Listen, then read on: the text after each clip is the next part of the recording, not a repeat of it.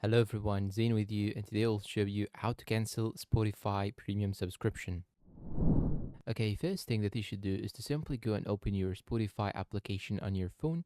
Once you open it, you should click on your profile icon on the top left side.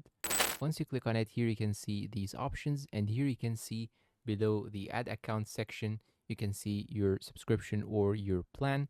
You just have to click on your premium plan, tap on it. Once you tap on it, you can click on manage beside your subscription plan. Then you want to scroll down till you find here cancel subscription. You just have to click on cancel. Then you should scroll down and click on continue to cancel. You can even downgrade your subscription if you would like. Then you should click on yes cancel and you're all done. But there's just a small thing that I want you to know. You will have access until your next billing cycle to your current subscription. And that's all for today's video. If you find it helpful and useful, please support us with like, subscribe, comment, share. Thank you for watching and goodbye.